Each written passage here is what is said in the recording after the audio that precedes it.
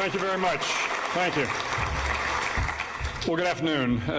Barbara, thanks, and thanks again to the Forum Club for the invitation today. And again, I do want to recognize my wife, Georgianne, who is with me here, and also thank Harry Rhodes for reaching out to me. This is a special event for me.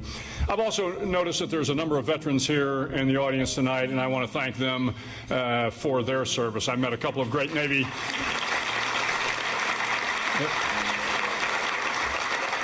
I met a couple of great Navy nurses and pilots, so again, thanks for what y'all have done for us. But there's another fellow that's here in the audience today, Colonel Stu Braden. Stu, where are you? So Stu is a Citadel graduate right here. Stu worked for me for many, many years, and I will tell you, one of the great Army Green Berets of this generation. Any success I had in many of my last years in the service was due to Stu. So Stu, thanks very much. So this afternoon, I've been asked to talk a little bit about my new book, Sea Stories, and I'm thrilled to have the opportunity to do that. It is, I guess for lack of a better term, a memoir, but not in kind of classic memoir form.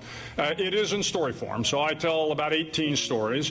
And as was mentioned, there's the stories on the bin Laden raid, there's the story on the rescue of Captain Phillips and the capture of Saddam Hussein, story of my time in the White House.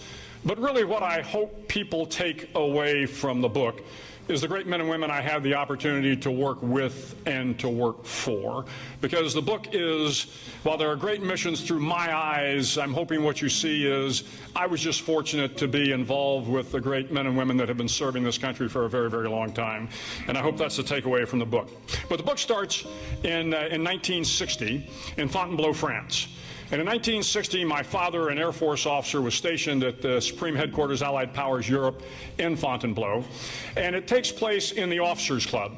And as a young boy of 5 years old, I am watching my father and his fellow fighter pilots tell stories. And as pilots tend to do, and I think all members of the service tend to do, they were great storytellers. And this was, of course, the greatest generation. These were the men and women that were children of the Great Depression. They were children of World War I. All the men went off in World War II and fought, and some of them fought in Korea. And I remember in listening to my father, and he was a great storyteller, but the stories these folks would tell, they were funny, they were poignant, they were inspiring, they were probably sometimes a little embellished, but they were stories, I think, that allowed them to tackle the tough challenges of life. And I remember later in my life, my father turned to me and he said, "Bill, life is all how you remember it." Life is all how you remember it. So these stories are about how I remember my life. So the first story I tell after Fontainebleau is when I'm a young boy of about 10 years old. We have moved from Paris back to San Antonio, Texas, and we live in this small military base housing, an annex, and near the base housing is an ammunition storage depot. Well, this is the era, this is the 60s, this is the era of James Bond and I Spy and The Man from U.N.C.L.E. And at 10 years old, me and a couple of my friends thought it would be great to sneak into the ammunition depot. Okay, I was 10 years old, so give me a break. So we make our way through the woods, and we are all carrying with us various sorts of weapons. My friend has got his Red Ryder BB gun. The other one's got one of the Davy Crockett long muskets. And I have my Roy Rogers pearl handle cap gun. So we get to the fence line, and for some reason my two buddies decided it would be better if I was the one that scaled the fences. So I scaled the first fence. I scaled the second fence, and about that point in time, the air police catch on, so they come after us. Well, I scale back over the second fence, I scale back over the first fence, we get into the wood line, and we're bolting. Well, somewhere in that pursuit, I lost my Roy Rogers pearl handle pistol. But I continue on, we get back to base housing, and everything seems to have calmed down, and the day goes by, and me and my buddies are like, "Oh man, got through this one okay." Well, on Monday, my father, who was working at the base, comes home, and that evening he calls me into the living room and he says, "Bill, I got a report that some kids tried to break into the ammunition storage depot. Do you know anything about that?" And as I say in the book, for the first and last time in my life, I lied to my father. I said, "No, sir, I don't." He said, "Okay." And I kissed my parents goodnight, took my bath, got in bed, and there on my nightstand was my Roy Rogers pearl handle pistol. In the ensuing decades, my father never once mentioned that. And 53 years later, I'm still worried about it. So there was something to be had with that great parenting. So the next chapter I want to talk about is the only easy day. So in SEAL training, our motto is the only easy day was yesterday, because you made it through yesterday, and today is probably going to be a little tougher. So SEAL training is 6 months long. It's in Coronado, California. You know, when you think of Coronado, California, for those of you that have been there, I mean, it's a beautiful resort town. You got the Hotel del Coronado, you got the Pacific Ocean, the beach. I'll never look at Coronado the same way again, because for those guys going through training, it is anything but a resort.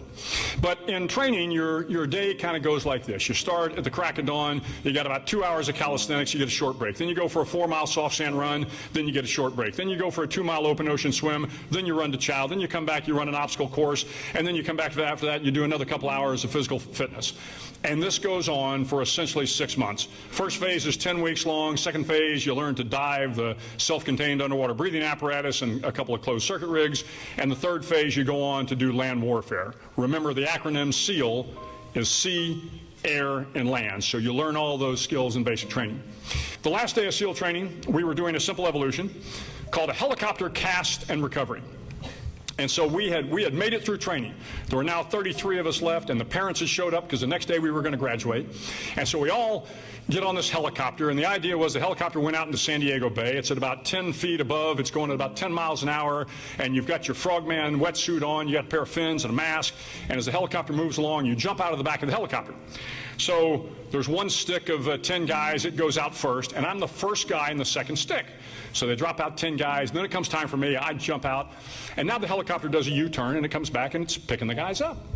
Well, as it's picking the first stick up, everything goes fine, and finally it picks me up, and what they do is they drop this ladder down, rope ladder, and the helicopter's coming. There's a lot of, down blast on the water, but, you're young and you're strong. Ladder comes, you pick up the ladder, and I climb up in the helicopter, and I sit down in my seat. And then all of a sudden I realize I'm waist deep in water. And if you know anything about helicopters, they're not boats. So I'm looking, realizing that the helicopter's lost power, and now we have sunk into the water. This is not a good thing. So the crew chief now is panicking. He's looking out the back of the helicopter, but there's no room because the helicopter is sinking from behind, and the only way out is through the side door. So finally he makes a decision to get us out, and as we're diving out, of course, the blades are turning a couple of feet above. You dive down and start to swim out beyond the blades. And as I get out beyond the blades, the helicopter, the pilot's got no control of the helo. He's water bugging around, and every time I'm swimming this way, he seems to be following me. Finally, we managed to make it out, and the helicopter, God bless him, helicopter pilot was able to beach the helicopter about an hour later. And I remember at the end of this event, one of the instructors coming up to me and saying, "Well, I hope this isn't an indication of how the rest of your career is going to go." But in reality, it was an indication of how the rest of my career would go. The next story I'll touch on is called The Hand of God. Now, I have graduated from SEAL training. I am in the SEAL teams. I am stationed over in the Philippines, and we are doing a hostage rescue training exercise.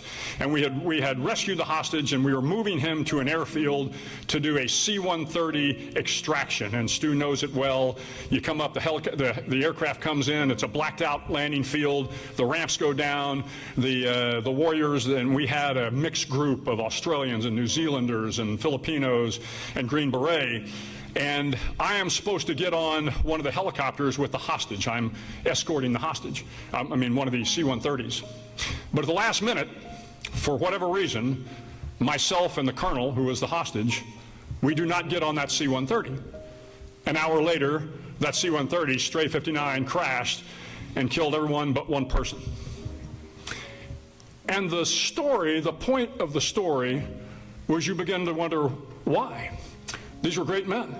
Their families wanted them to live long lives. But for some reason, their lives were lost, and some of us were spared. And you begin to wonder about the hand of God. Why did it turn out that way? What I hope, and I mention in the book, is years later, when I had the opportunity to command AC-130s and MC-130s, I always thought about Stray 59. And I hope that somewhere along the way,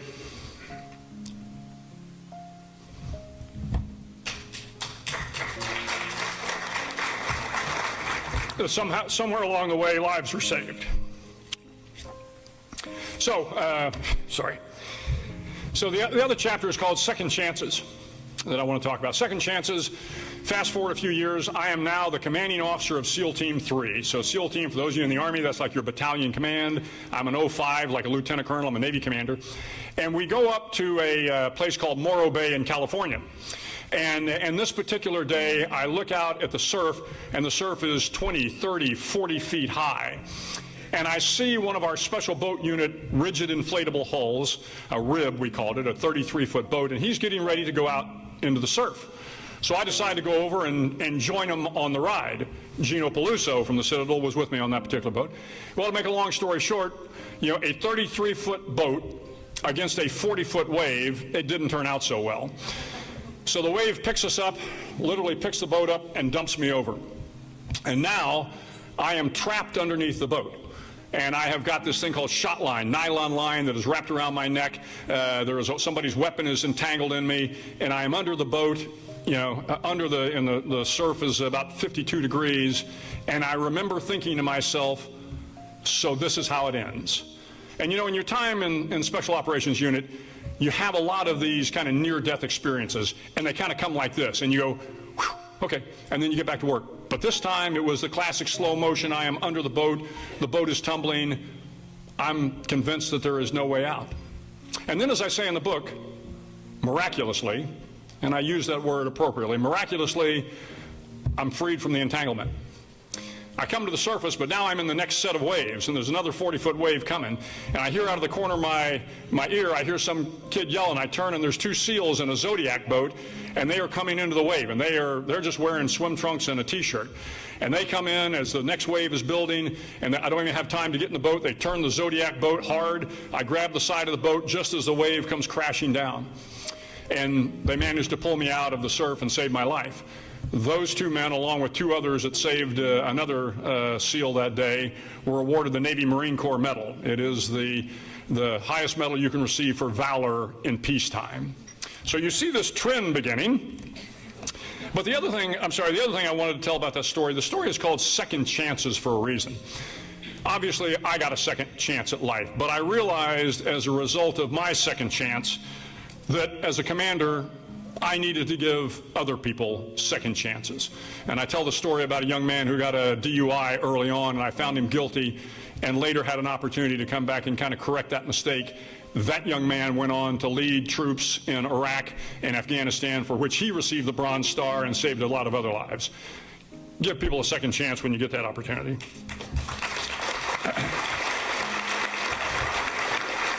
The next story is called Airborne Froggy. Now, you know, those of you that are parachutists, you know you're airborne, and we're frogmen. Navy SEALs are called frogmen. So the title of the story is Airborne Froggy. It takes place in 2001. Now I am a Navy captain. I'm in charge of all the SEALs on the West Coast. I mean, I'm an important guy. And we go out one day for a routine parachute jump. And we took off from North Island Naval Air Station in a C-130, and you know the way it works is the ramp of the C-130 comes down. You've got a parachute rig, a free fall parachute rig on your back at about 13,000 feet.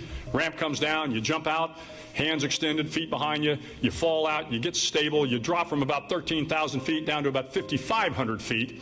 You wave off, you pull your ripcord, and the ripcord, when you pull it, out comes a pilot chute, and the pilot chute pulls out the main chute. And then you have a canopy overhead and you glide effortlessly to the ground. Well, this particular day, we go out, and again, the ramp comes down, you look out, it's a beautiful day, not a cloud in the sky. I can see Mexico, I can see the Pacific Ocean, this is fabulous. So I jump out, and I'm falling, everything's looking good, and then I see a couple of guys off to my left. They're below me, a couple hundred feet below me, and I see another guy off to my right here, and I'm watching this guy, and he's kind of starting to move, and I'm kind of keeping my eye on him, and then all of a sudden this guy is underneath me. And I look at my altimeter, and it's too late. He pulls his parachute, and in relative terms, I'm moving at 120 miles an hour down, and he is essentially stopped. His parachute opens up, I hit his parachute. It's like getting hit by an airbag. I hit his parachute, and I kind of tumble out of control. Now, candidly, I should have gotten stable, but the parachute hit me. I'm kind of stunned a little bit. I'm tumbling out of control, and I think I better pull my ripcord because I didn't know what altitude I was at. Well, I pull my ripcord, and the pilot chute comes out, and it wraps around one leg. The riser, another part of the parachute, comes out, and it wraps around another leg. So now I am entangled in this parachute thinking to myself, yeah, this doesn't look too good. And I am trying to unscrew the parachute, trying to get it to deploy. Well, the good news is the parachute opened. The bad news is when a parachute opens, it blossoms. And so one riser went one way, one went the other, and it snapped me in two. So it separated my pelvis by about 5 inches, ripped the muscles out of my stomach, my back, and I landed about 2 miles from the drop zone. But the message of the story really has very little to do with the accident. It's about the fact that after the accident, I had a lot of people taking care of me. My wife became my nurse.